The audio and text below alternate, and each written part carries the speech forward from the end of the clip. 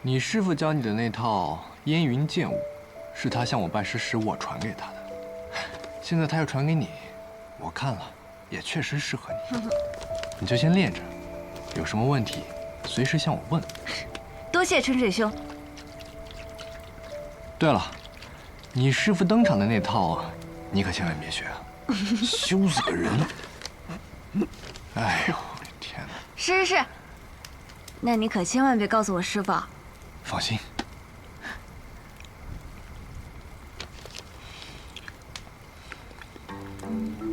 至于你吧，我什么呀？你该不会还想教我武功吧？就凭你现在？现在我武功暂时是废了，但是功法可都在我脑子里。你再看看你，有着绝世的内功、绝世的剑术，还有这副经药酒打造的药修之体。这你怎么还是那么弱呢？哎，要教我你就教啊，可不带这么损人的。你想想啊，如果有一个人，他不会走路，但他却学会了飞，那他能飞多高，飞多远呢？哎呀，拿着，什么呀？绝世武功秘籍。袖剑19式。公子你好眼光，这是我们这儿销量最高的剑谱，多少钱啊3文一本，童叟无欺。袖剑19式，你确定这是绝世武功秘籍？这不是3文钱一本的地摊货吗？以前我有一个朋友，就只会这一本3文钱一本的地摊货。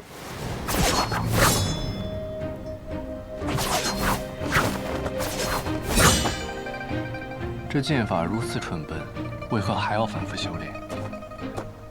因为我出身寒微，所以只买得了这一本剑谱。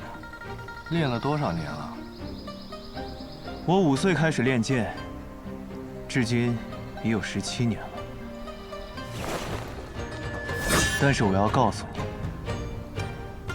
即便是最普通的剑法，只要练上1000次、10000次，也能领悟其中的奥妙。所谓聚沙成塔，滴水石穿。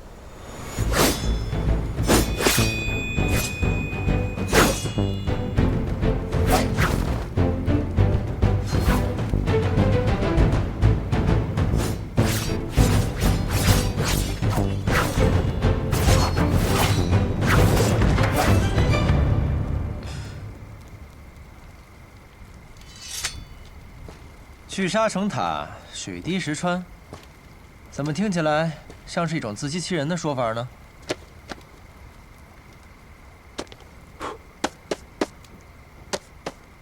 哎，对了，后来他怎么样了？一定是一辈子寂寂无名吧？寂寂无名。我的那位朋友正是在这本最普通的剑法的基础上，创立了一套绝世的剑法。剑法名列国。列国？列国不是小师兄的家传剑法吗？正是，我的那位朋友，就是当年手握天下第一剑天斩，号令千军万马攻占旧都，并创立了万世伟业的北离开国皇帝天武帝萧绎。这故事该不会是你编的吧？信不信由你喽。先生是想通过这件事情告诉你，你的西楚剑歌固然高妙，但在江湖上不缺高妙的剑法，反而因为它太过精妙，很多时候难以施展。你缺的是如何把这袖剑19式练成西楚剑歌。剑在你手中，即便是最普通的剑法，也可以舞出最绝妙的风姿。不错，不错。袖剑19式，好好练吧。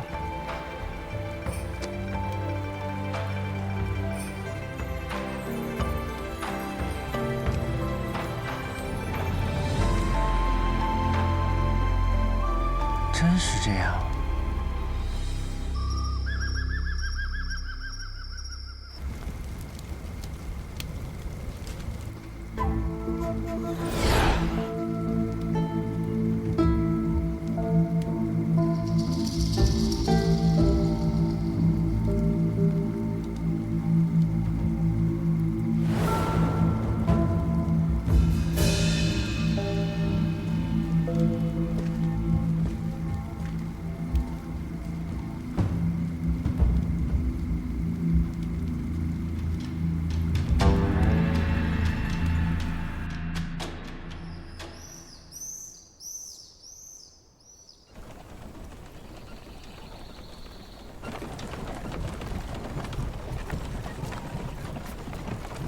尹世直，尹世直，哦，你在想什么呢？这么入神？没什么，可能是有些累了。累了。春水兄，我们去前面的小溪边歇息一会儿。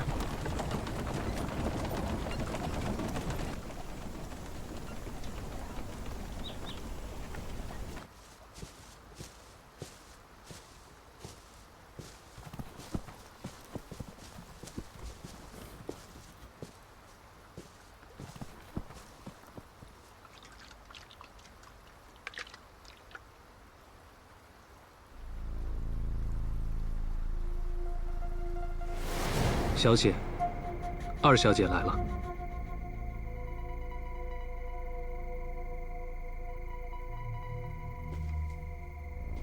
她希望同您见一面。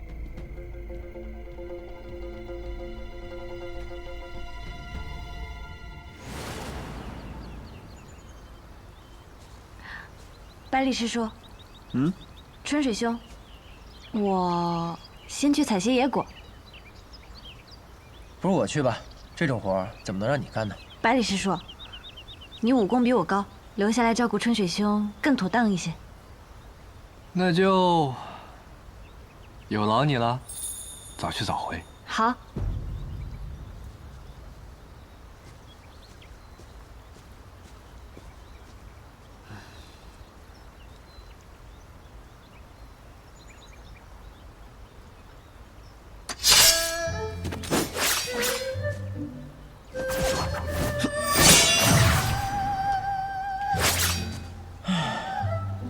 要不还是我自创一套剑法吧，也比这破剑法强啊！我跟你说了多少次了，这可不是什么破剑法，曾经可是有人把它练出了剑仙的风范。那人练了19年才名扬天下，我可等不到那个时候。那会儿我都快40了，还有什么意义啊？你就这么急着名扬天下？那是，我跟人家可是有约定的。他说等我名扬天下的时候便会来寻我，所以啊，我不能让他等太久。哼，女人啊，她可不是普通的女人，她是我心中最美的女人。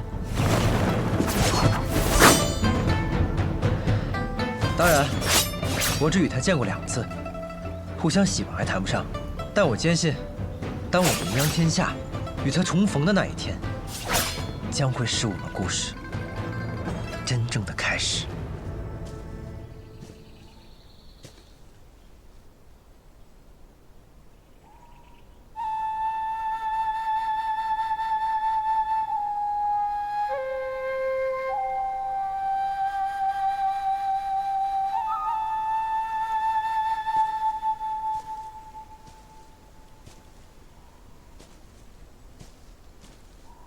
那若你发现他不是个好人呢？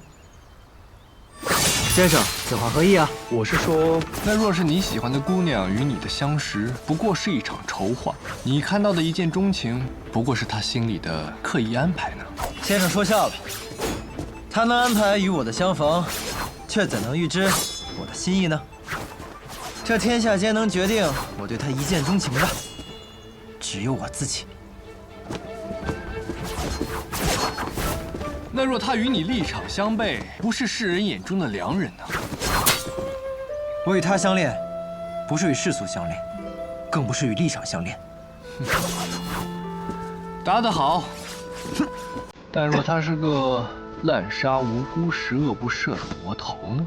前2句先生可以假设，最后1句断然不可能，因为我喜欢的那个姑娘，她定不会如先生所说的这般。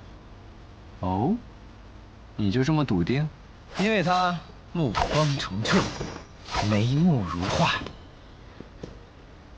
书上说相由心生，所以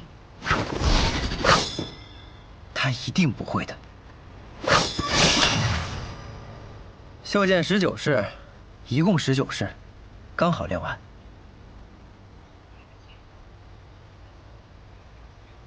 李长生啊，还真是收了个好徒弟。妹妹，姐姐，你怎么出来了？我出来看姐姐。姐姐，和你在一起的那个人，就是让你放弃复国的百里东君吗？妹妹，我没有放弃复国，更不会因为百里东君他而放弃复国。我懂。姐姐是为了不再引起战乱，我已经知道了。妹妹，我真的已经知道了。姐姐，我们不说这个了。我听说你是同天下第一的李长生出来的，我还想一睹他的风姿呢，怎么不见他人呢？先生，他暂时有点事情，便和我们分开了。哦，原来是这样。阿姐，你是不是不方便出来太久啊？快回去吧，我也要回去了。嗯。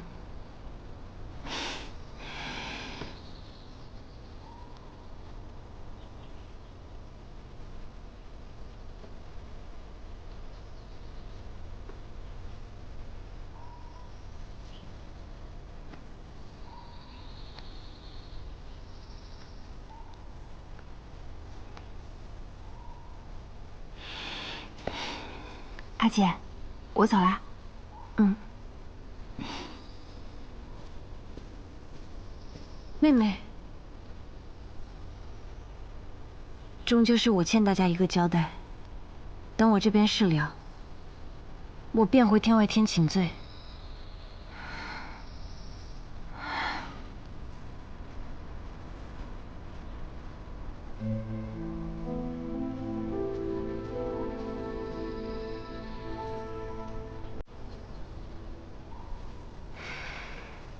小姐之前说的另一条路，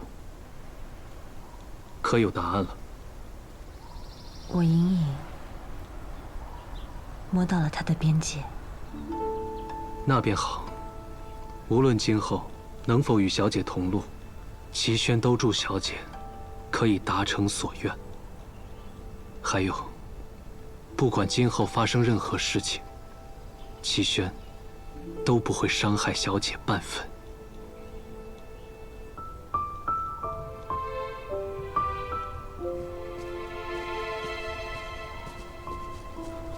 二小姐此行，难道只为了看小姐一眼吗？自然不是。月瑶带不回百里东君没关系，我月清一定会带回叶鼎之。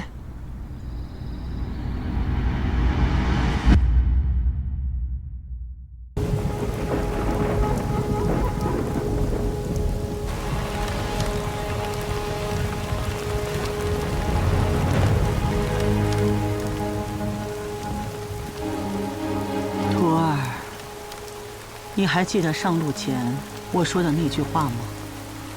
哪句？看好我出的每一剑，除了最后一剑，不然功亏一篑。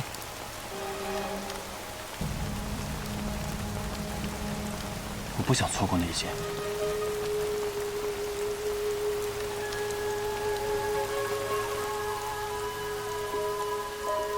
我的傻徒儿。料峭凌波来，舟上欲生烟。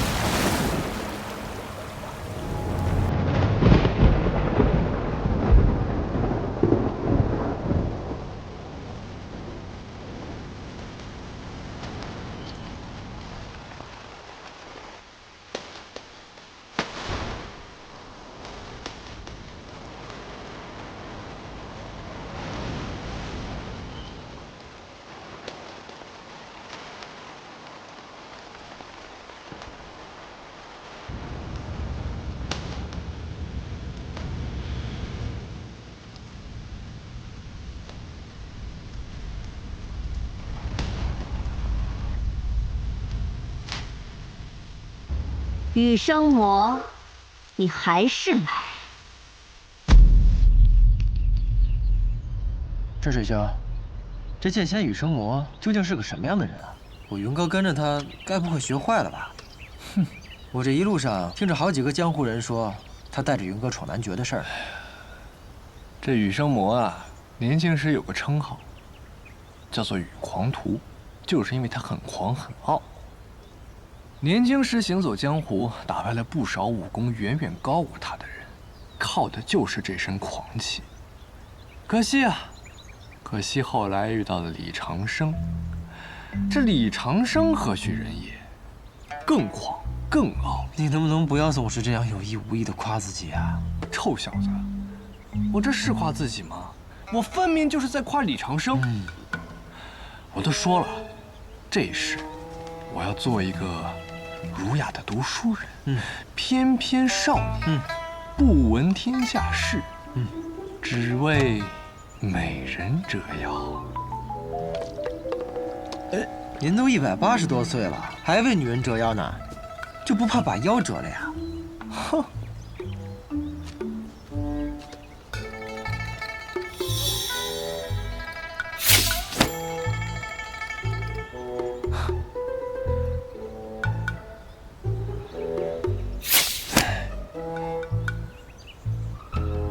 春水兄，这羽生魔啊，年轻时很是俊俏，只是后来练魔仙剑时出了差错，竟变得比女人还要美。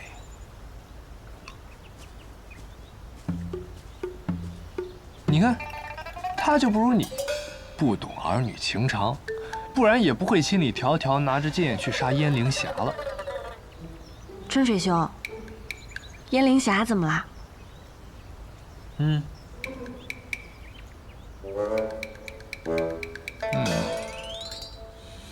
漂亮，真是漂亮！你是真不怕把腰折了呀？再往前5里地，会路过个小镇，叫做千月镇。今天我们就在那儿休息。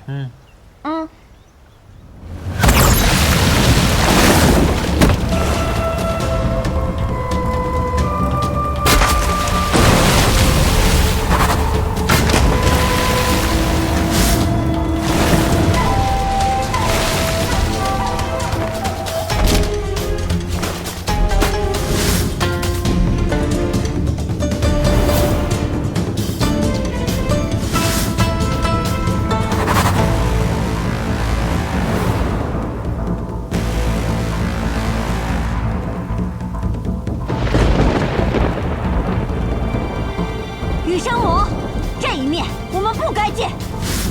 啰嗦。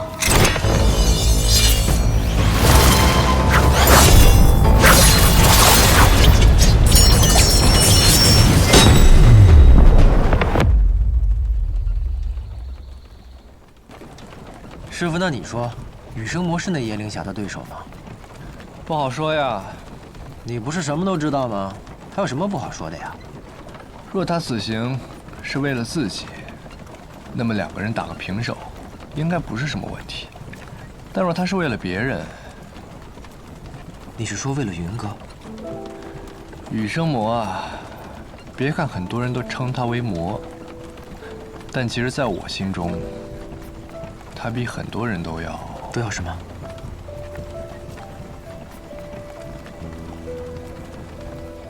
都要善良。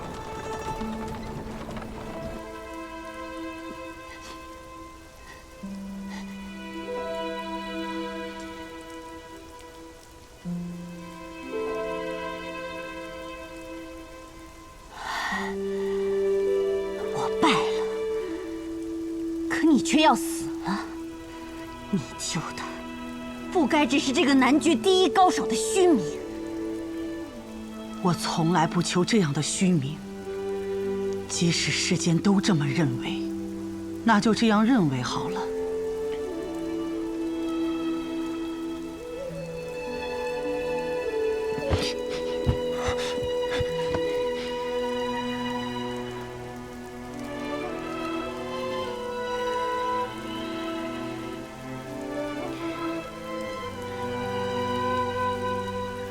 徒儿，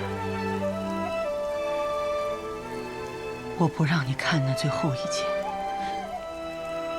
不过你还是看了吧。师父，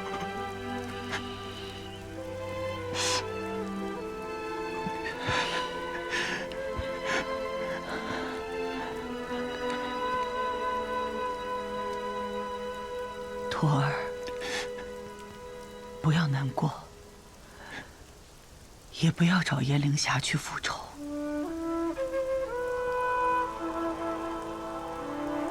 我练魔功这么多年，我的身子早就反噬的差不多了。就算今日不来此求嗣，我也活不过半年。这一路，我一共出了13剑，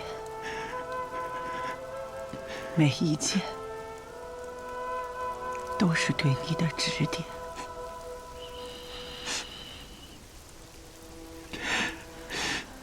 我身为你的师父，最后也只能做这么多了。徒儿，我不想你看最后一剑，是因为我不想你步入我的后尘。但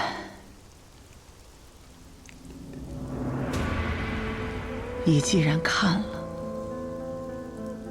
就要当得起这一剑的传承。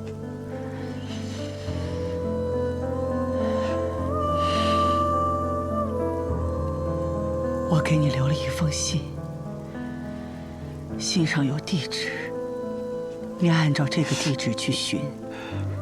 师父给你留了份礼物。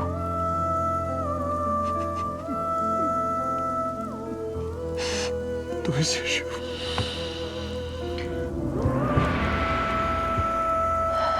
北方有个老头，我这辈子都没打赢过。你要争口气，赢了他的徒弟。徒儿记住了，必不负师父所托。再见了，我的徒儿。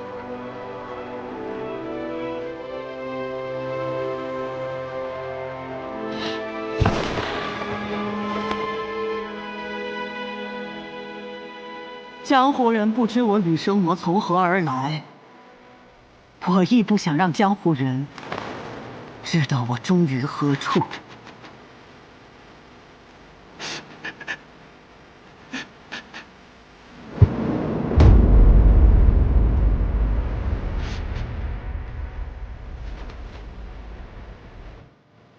师父！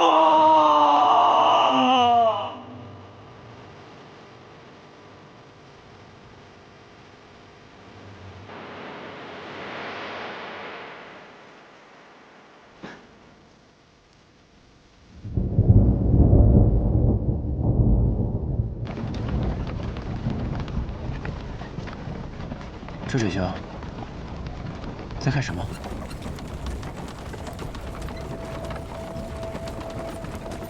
远处似有故人离去。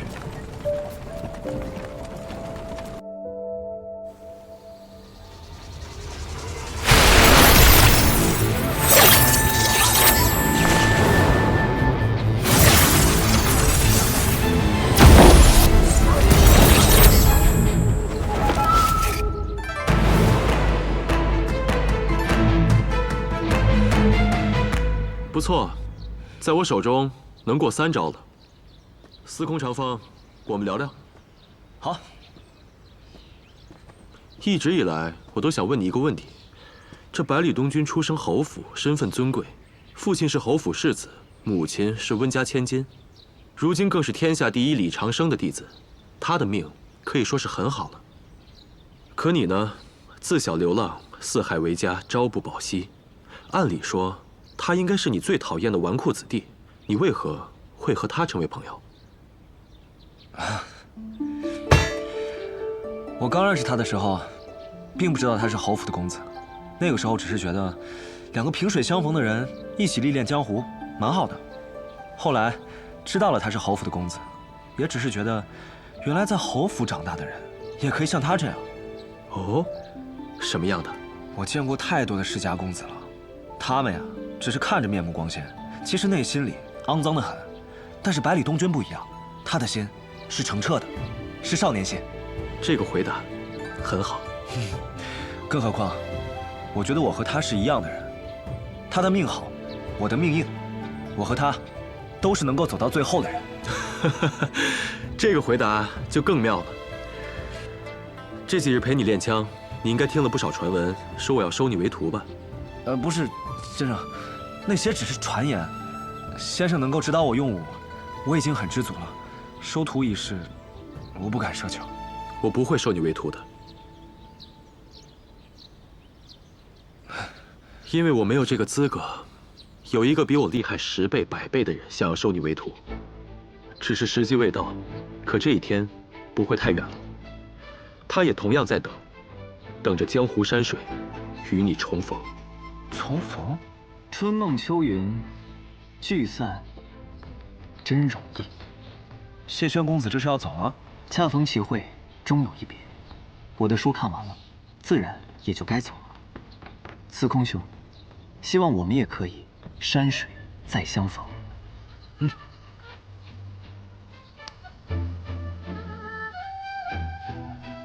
小师叔。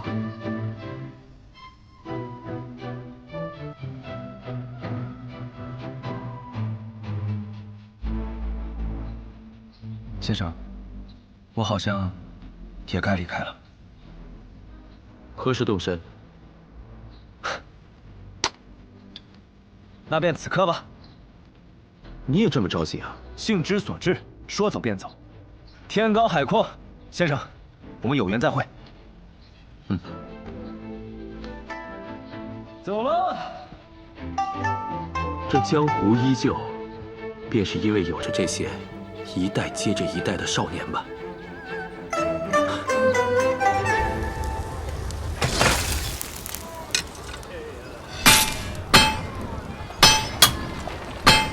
到了，就是这儿。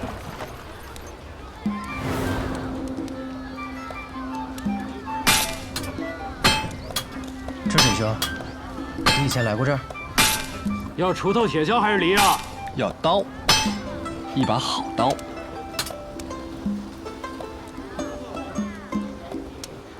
你是何人？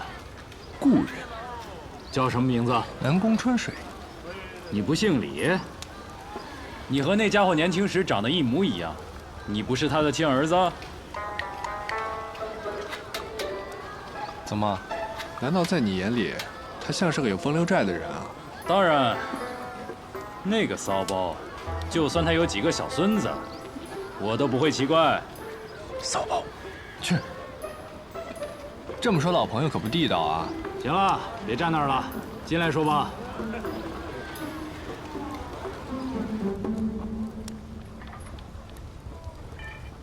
说说吧，什么来头？在下百里东君，学堂李先生弟子。在下尹落霞，是柳月公子的弟子。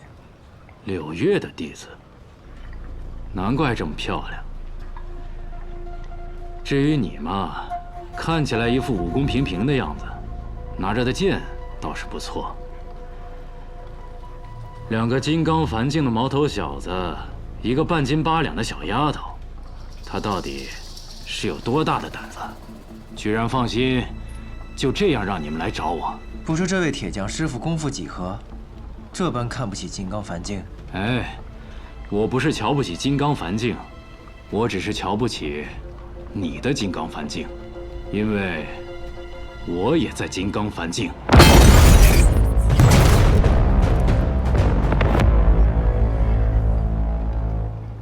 小子，想要挑衅我，还早了30年。哼，明明是你挑衅我。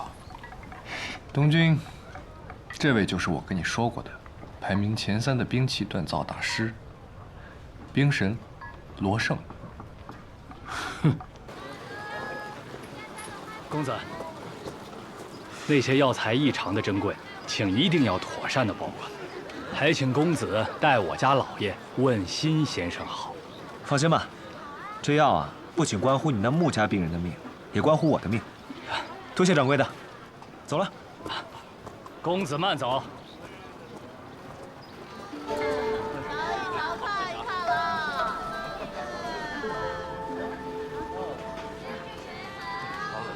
还好您咋来啊？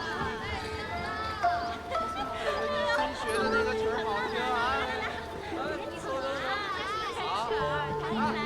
你看多久没来了呀？想死我们了！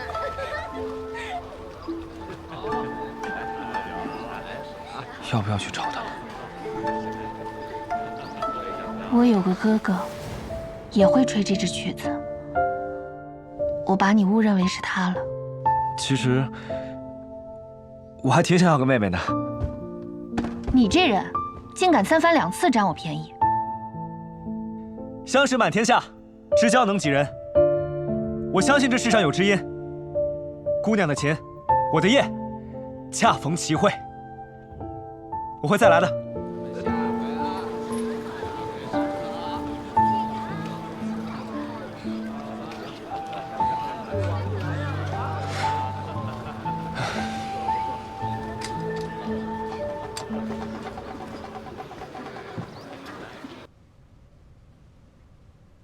走了。嗯。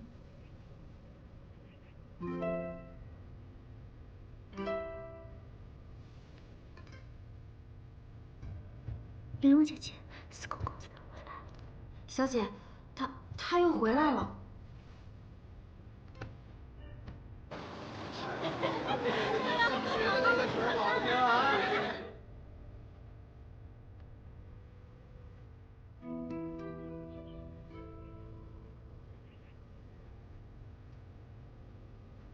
司空公子，多日未见，怎么忽然就想起了我？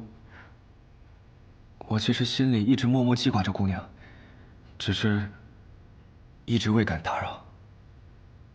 哦，那怎么今日就赶来打扰？我就要离开天启了，今日特来向姑娘告别。告别？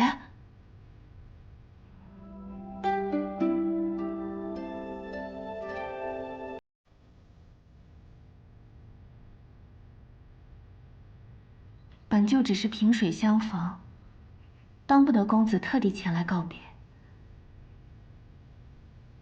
公子太爱了。我知道，我对于姑娘而言，只不过是一个微不足道的小人物。但姑娘对于我来说，意义非凡。今日一别，我定会再回来。等我真正练成枪法的时候，等我真正能够守护好姑娘的时候，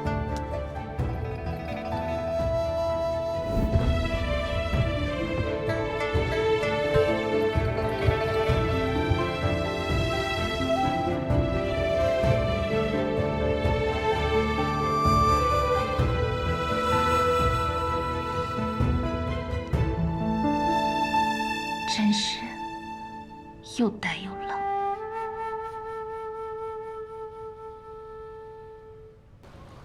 别废话了，你们到底是来做什么？啊，李长生那个家伙，定是没给我安排什么好差事。李先生是想请您给这位小兄弟打造一把好刀。不打，我刚接了一个重要的单子，可没空理他。多重要的单子，您也看看李先生给您的酬劳吧。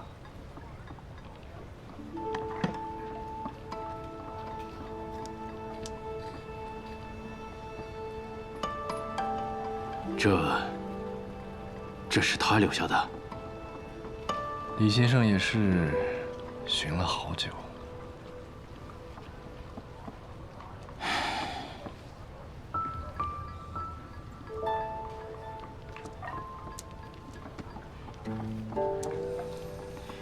你小子拿了一把仙宫品的剑还要到我这儿来要一把刀。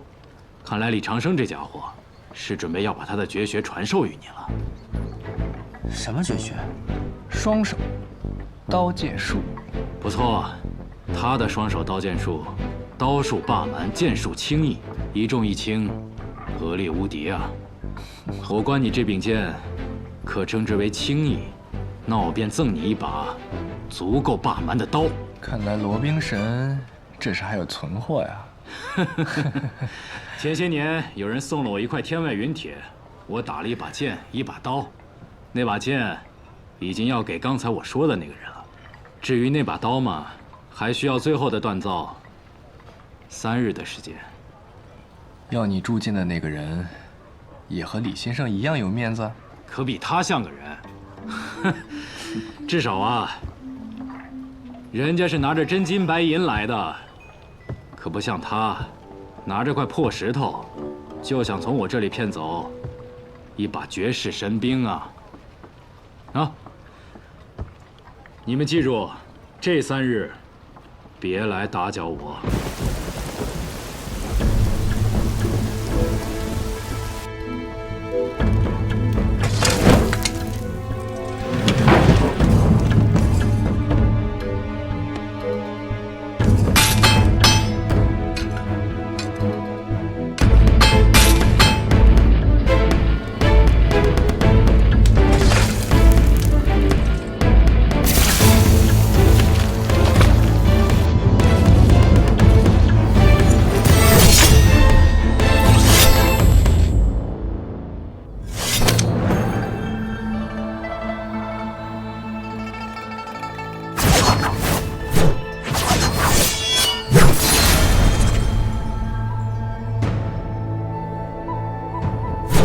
好刀，这刀叫什么名字？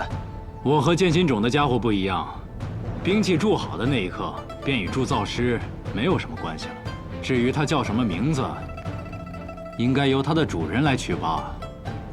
都过了这么久了，罗冰神还是不忘和剑心种的李素王抬杠呀？谁和他抬杠？我只是看不惯他那副故作风雅的样子。剑就是剑，还取什么老婶子的那个什么什么听雨观雪，又是什么闻风望花的，我呸，恶心！好，既然我的剑叫做不染尘，那这柄刀就叫做红尘滚滚不染尘，铅华洗尽见真心。不如就叫它金铅华吧。好，就叫金铅华。行，现在你也有了刀，那就遵从李先生的意思，不练那个什么袖剑19式了，改练刀法。什么刀法？拿着。五虎断山刀。我说春水兄，这刀法我见过，我家护院也在练。可别小看这刀法，曾经我有一个朋友，就是靠这套刀法名扬天下，对吗？你又开始编瞎话骗我了，我才不信呢。哼，你可以相信，因为他刚才说的那个人，就是我。若是不服，和我过几招如何？嗯？好。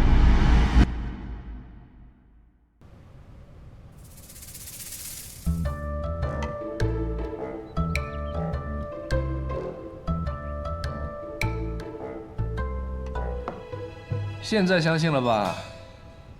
这武器可以普通，武功可以普通，但是手握武器的人绝对不能普通。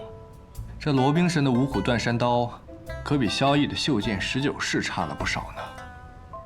东京清楚了，我会勤加修炼的。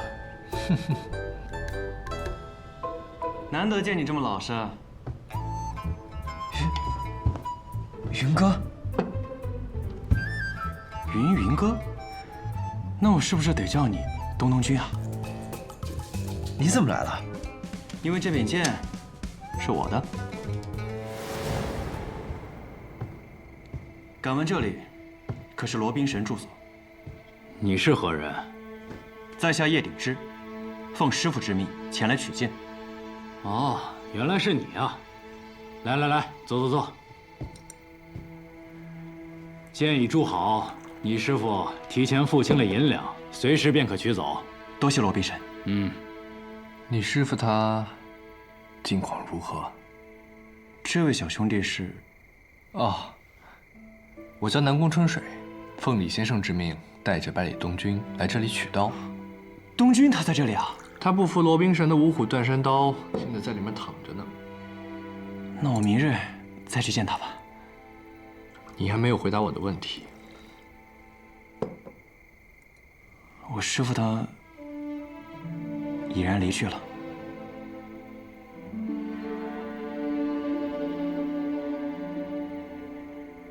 小兄弟，你认识我师父？当算是挚友。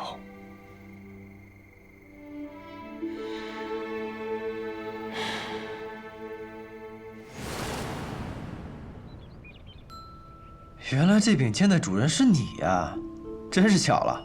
他叫什么名字呀？你的刀叫什么？他叫金千华，是我起的名字。那我的剑就叫琼楼月吧。琼楼月，是个好名字。这样我们以后就可以刀剑合璧了。行了，话也说完了，我们该启程了。云哥，一起吗？我还要回南爵处理一下我师父的事情，但还能再陪你们走一段。怎么？这是要走啊？是啊，再不走就来不及了。来不及？来不及什么？我们是很着急要去那个地方吗？可是我觉得这一路以来你也没有很着急啊。我们不是直接去那儿，顺路还要去另一个地方，时间上会有些许耽搁。去哪里啊？唐门。去唐门做什么？听说那边有个试毒大会，我们就过去凑凑热闹。经此一别，此生怕是再无机会相见。你们一定要用好这2柄刀剑，希望有朝一日让我在这小镇中，也能再听到他的传说。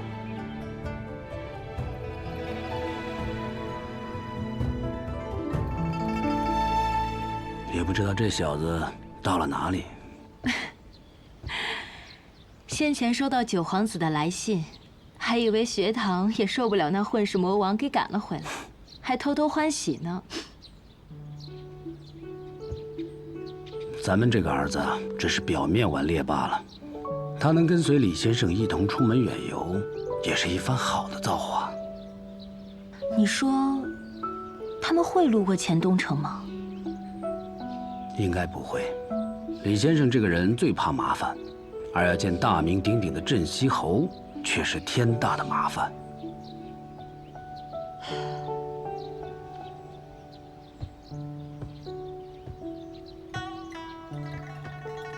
我知道你想的，但在他这个年纪，正是应该见识广阔天地的时候。你不想他？我不想。臭小子，有什么好想的？程峰，我心里总是有些隐忧，我怕东君。放心吧，有李先生在，东君能有什么意外？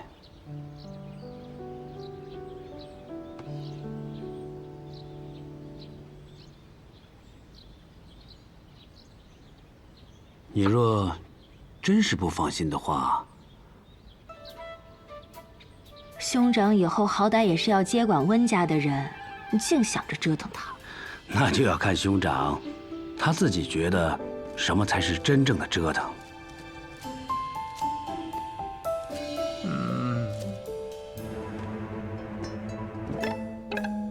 哎呀，又想出去溜达？每天窝在家里面制毒，多无趣啊！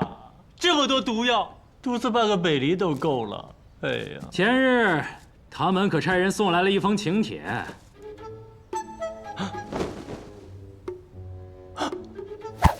你是说仕途大会呀？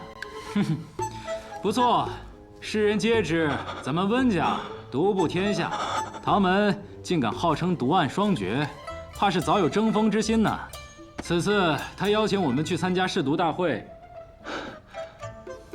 可不能输了。老爷子，这一次真让我们去了。老爷子说了，温家用独不用比，上下百年，温家称第二，无人敢称第一。但是，也不怕比，谁若争锋，就把他独下去。呀，太好了，太好了！那个唐门的唐灵皇，我早就想跟他比试比试了。何日启程？明日。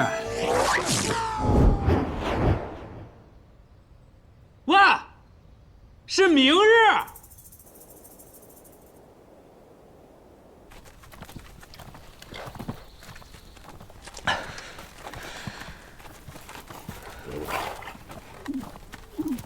玉，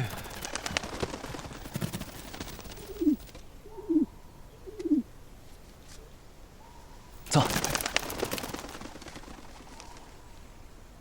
吾图长风，为是要往唐门一去，你可来此寻吗？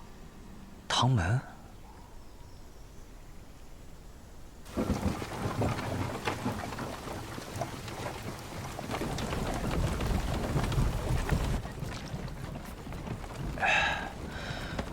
这个罗冰神虽然脾气火爆，其实人还挺好的。临走前还给了我一壶他亲手酿的酒，味道如何呀？很糙，但是烈，能感受到他心中的豪情。他这个人吧，其实还挺重感情，就是有时候不善于表达，要不然也不可能错过那个小蛮丫头。小蛮丫头？可是那个玉佩的主人是。后来嫁给了剑心种的李素王，再后来，就有了个女娃娃。哦，你知道的，李新月。二师兄的丈母娘，那也不小了呀。你看看你现在这模样，还好意思叫人丫头？一直都是个丫头，死的时候也才25，正是丫头的年纪。死了。罗胜一直把他的死归咎在自己身上，但其实跟他没什么关系。后来他就隐姓埋名，来到了这个小镇上，发誓再也不踏入江湖半步。哎，原来罗冰神是给自己设了个牢笼，把自己关起来了呀？谁不是呢？于我而言，这牢笼就是这天地之间，不生不死，不毁不灭。哎，说起来也有趣，但是吧，有时候又觉得无趣。智真兄，有点嚣张。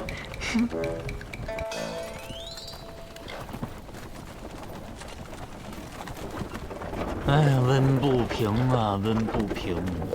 你还真是人如其名，一步一步又稳又平。我在马车里都快睡着了。你就不能稍微快一点吗？可我有什么办法？哎呦，咱们温家不同于其他门派，若是其他门派先到了，他们自会尽地主之谊，好生招待；若我们温家先到了，他提防我们，我们提防他们。放心吧，我算好时间了，最后一刻赶到才是刚刚好。知道了，知道了。哎呦，你做事情就是太谨慎。你狂放，我平和。咱们温家才能越来越好啊！哈哈哈哈。玉，哎呦，又怎么了嘛？怎么索性连走都不走了？你派出去的人回来了，怎么样？找到他们的行踪了吗？找到小公子了，但是没有看到李先生。小公子正和2位年轻公子，还有1位年轻女子同行。1位年轻女……哎，李先生不在。那他们要去哪儿啊？看方向似乎也是锦城。唐门，他们也要去唐门。我有个不好的猜想，是不是东君和李先生走散之后被那3人劫持？哎，我先行一步，你自己慢慢赶车吧。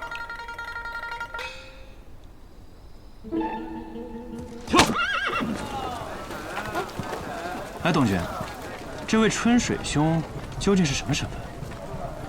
你可以理解成，我是李长生的转世。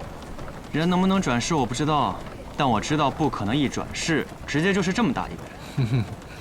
不过你这说话唬人的样子，倒还真像。不错，允哥，他就是李先生。什么？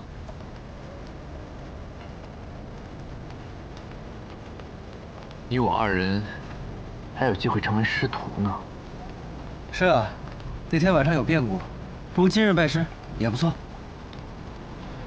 我去天启城参加学堂大考，不过是想看一下我师父的一生之敌究竟是何模样，倒也不曾想过真的拜入先生座下。而如今，更是不可能喽。在教导徒弟这件事上，你师父或许比我更强。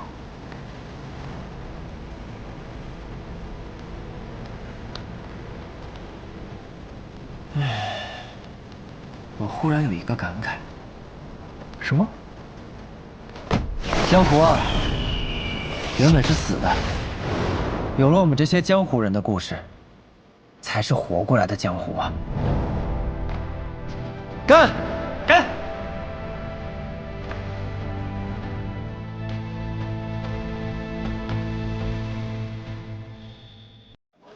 诸位，师傅托我在锦城办点事儿，这唐门我便不跟你们进去了，我在外面等你们。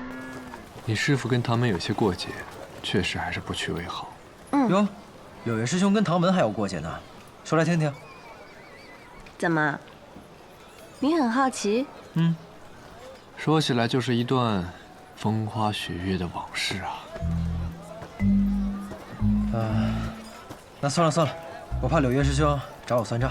也是指，我们回来再见。保重。怎么一听这风花雪月的故事，你就紧张啊？就你话多。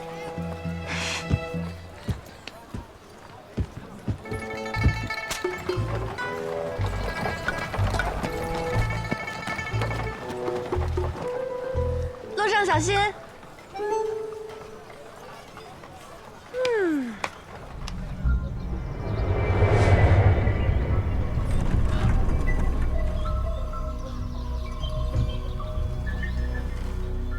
唐门，这宅院比我们镇西侯府的还要大呀！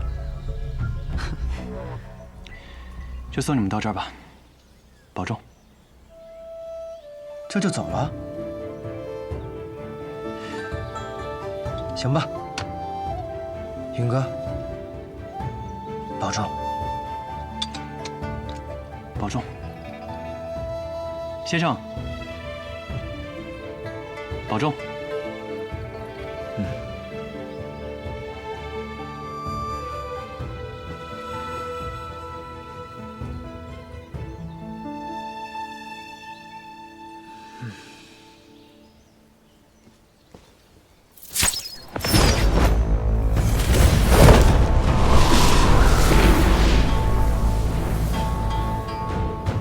师傅，不好！小白梨，急匆匆的要去哪里呀？舅舅，我朋友被人掳进唐门了，我要进去救他。来者何人？报上名来。温家，温壶酒。百里东君。拜帖。我没有拜帖，拜帖在我朋友身上，他被人掳进唐门了。荒谬！事实如此，不跟你废话了，召集找人。擅闯唐门者，杀！擅闯唐门者，杀！我给你2个选择：一，放我进去；二，用这个讲道理放我进去。白痴！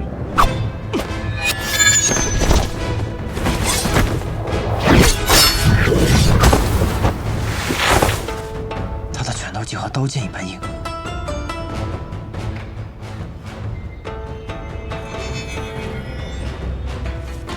我不打无名之鬼，报上你的名字。唐门，唐连月。记下学堂，百里东军。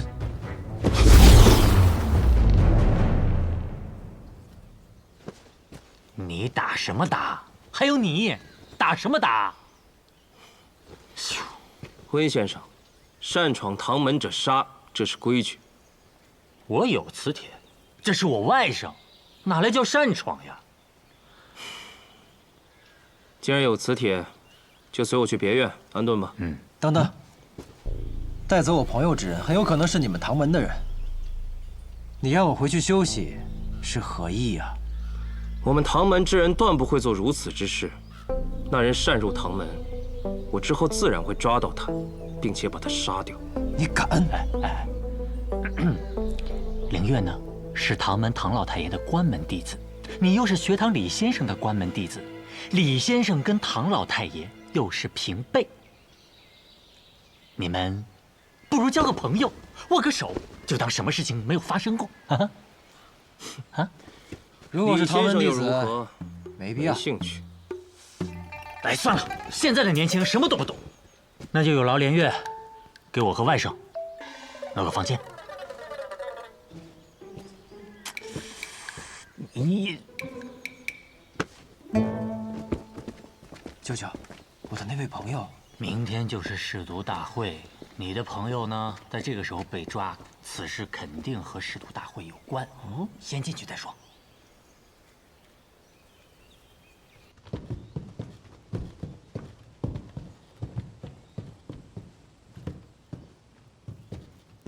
试毒大会将于明日正午时分举行。你的朋友若有消息，我会派人来此通报。记住，不要在我们随意乱走动。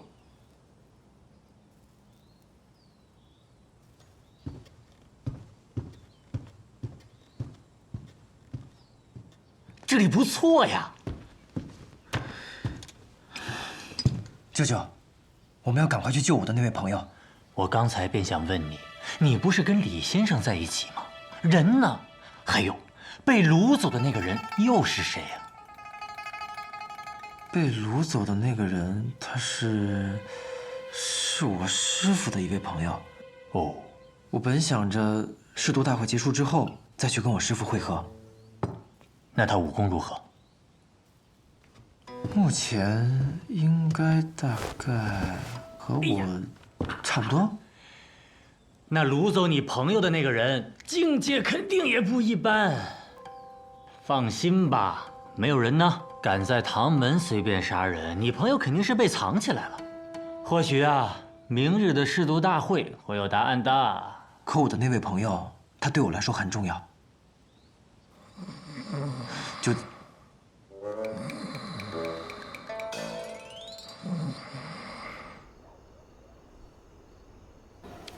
已经将师傅的信物交给了秀水山庄在锦城的据点，不知百里师叔他们现下如何。左右也没了什么事儿，也该去见见他了。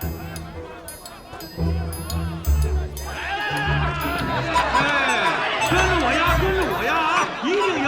跟着我呀，一定赢！你们不信我吗？你们能不信我吗？你们跟着我呀就完了。诸位，可都买定离手了？嘿嘿，姑娘，我要是没记错的话，这间赌坊是我的吧？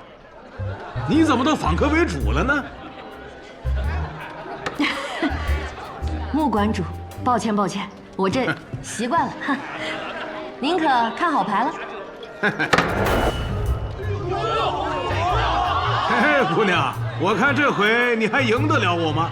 穆馆主，可听过一句话？人定胜天。自然听过啊，怎么了？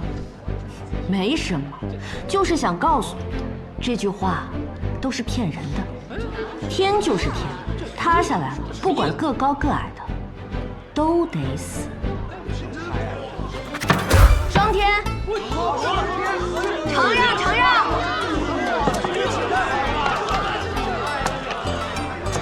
方才他之所以那样对你说话，是因为他觉得你的赌坊已经要输给他了。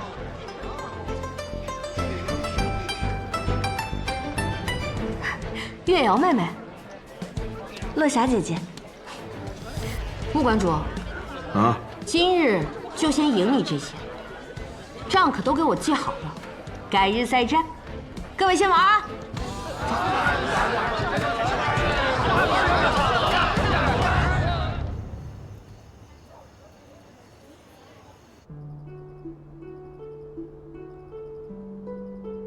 这次来锦城替我师父办些事，一入城便听闻有一位奇女子在赌坊中大杀四方，我一猜就是你，就赶紧来找你了。师父，可是你信中说的那位天下第一美公子？没错，我假借阿姐的身份拜了他为师，若有机会，希望他也能收阿姐为徒。容颜绝代的柳月公子，有意思，有机会我定要见见，看看是他美，还是我妹妹美。阿姐，不打趣你了，来，快与我说一说，你在天启城都遇到什么有意思的事情了？哎，拜帖呢？张兄，进吧。来，师兄，走。拜帖，走吧，这边。好，拜帖呢？好，进吧。这些装来了。今日若是见不到我，你的药就吃没了，你就会死在这里，你担不担心？那又怎么样？死在江湖上，也总比死在药谷里强吧？哟，去了趟天启城，还没抹去你的锐气，还傻站着干什么？走吧。